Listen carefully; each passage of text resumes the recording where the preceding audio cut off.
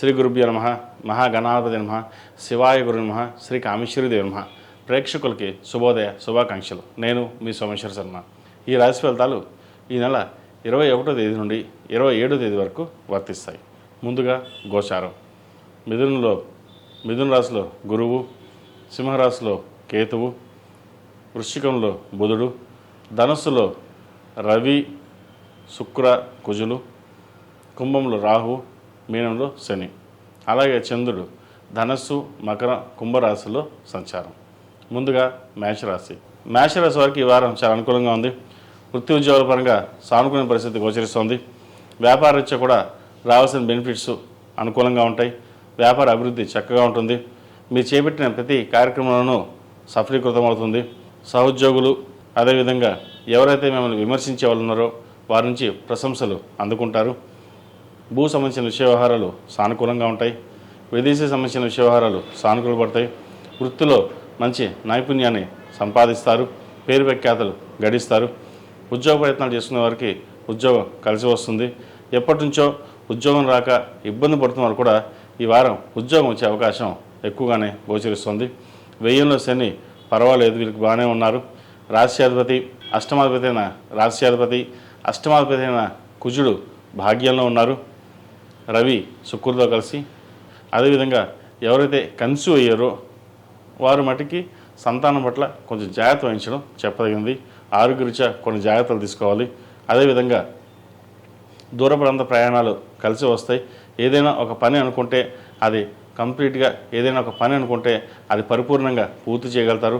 ఇంటా బయట చెప్పుకోదగిన స్థాయిలో ఇబ్బందులు ఏమీ ఉండవు. జీవిత భాగస్వామి సలహాలు సూచనలు మీకు ఎంతగానో మేలు చేస్తాయి. భాగస్వామి వ్యాపారాలు కొంతవరకు ఈ వారం బాగుందని చెప్పచ్చు. ముఖ్యంగా సాఫ్ట్వేర్ రంగం సంబంధించి ఆధ్యాత్మికంగా స్టీలు, రియల్ ఎస్టేటు, అదేవిధంగా ఫాస్ట్ ఫుడ్ సెంటర్స్, సినీ కళా రంగాల వారికి, చార్టెడ్ అకౌంట్స్, అడ్మినిస్ట్రేషన్ రంగాల వారికి ఈ వారం చాలా అనుకూలంగా ఉందని చెప్పచ్చు. ఏదేమైనప్పటికీ గడిచిన వారం కంటే ఈ వారం చాలా వరకు ఈ రాశి వారికి బాగుందని చెప్పవచ్చు. ఈ రాశిలో జన్మించిన విద్యార్థులకు కాలం అనుకూలంగా ఉంది. దూర ప్రాంత ప్రయాణాలు ఎక్కువగా చేయవలసి వస్తుంది. ప్రయాణాల్లో అలసిపోవడం లేదా స్ట్రెస్కి గురి కాకుండా చూసుకోవడం అనేది చెప్పదగినది. విదేశీ సంబంధించిన విషయాలు అక్కడ ఉన్న ఉద్యోగస్తులు కావచ్చు, విద్యార్థులు కావచ్చు, మీరు ఏదైతే కోరుకుంటున్నారో అది వారం కొంతవరకు నెరవేరే పరంగా కొంతవరకు నెరవేరే విధంగా గ్రహగతులు గోచరిస్తున్నాయి. ఏదేమైనప్పటికీ స్ట్రెస్లోనే ఎక్కువగా పని చేయగలరు.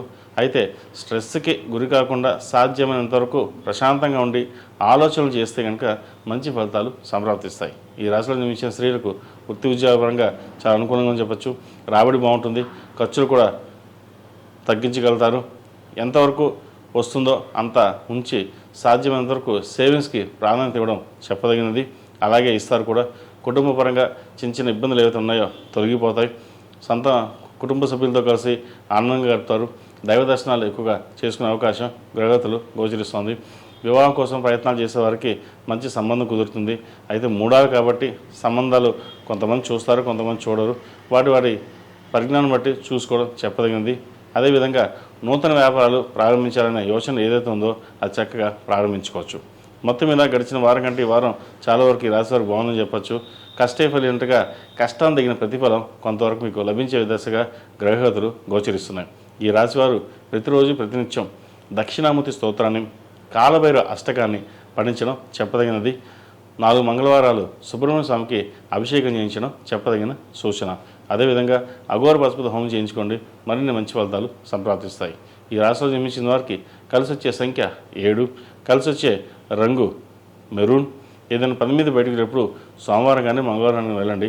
మంచి ఫలితాలు సంప్రాప్తిస్తాయి. తదుపరి వృషభ రాశి.